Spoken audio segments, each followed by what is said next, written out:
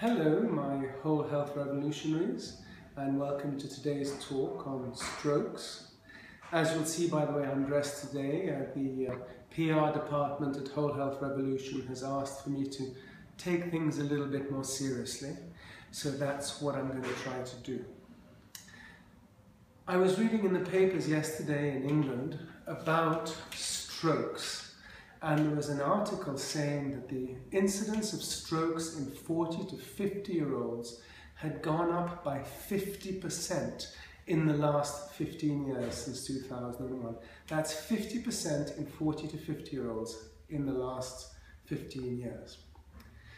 Now, there are what I call the 7 sins of stroke, okay, which tend to predispose anybody to stroke. And the first one is sugar, because that creates an insulin spike which makes us lay down fat. The second one is salt, which makes us retain water within ourselves and therefore raise our blood pressure.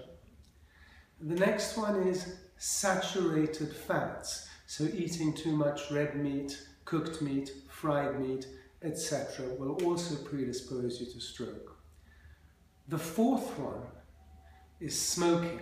Because as we all know, smoking causes an increase in the LDL cholesterol that sticks to the sides of our arterial walls. After smoking, my next one is being sedentary. Sedentary, sofa, screen. They all go together. Sitting on your ass, watching TV or playing computer games. Get out there and exercise. So sedentary would be my next one on the list. And finally, I would come up with, can you guess what it is? Can you? Stress. Now, stress is a very, very potent precursor to getting strokes, because what the adrenaline release does when it releases into our blood when we have stroke, when we are stressed, is it makes our blood thicker to clot. So when we were stabbed by a Viking many, many years ago, we would not die as quickly as our blood would clot more quickly. So always being in a state of stress causes our blood to thicken and make us more prone to blood clots. Have I got everything?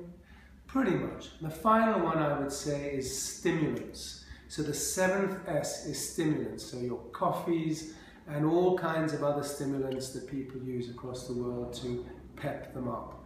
That too will predispose you to strokes. Now those are the magic 7, yeah? The 7 S's that predispose you to stroke.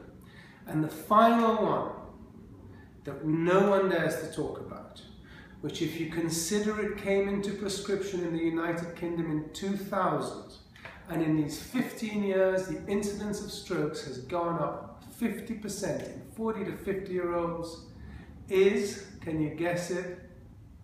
Statins. So statins were produced to stop us getting heart disease and stroke. But what they've actually done on an endocrine level is change our lipid breakdown system, so that when we come off the statins, or whether we stay on the statins, our ability to actually break down the lipids and the fats within our system has been interrupted and disrupted. Therefore, leaving us more prone to getting strokes should we take statins.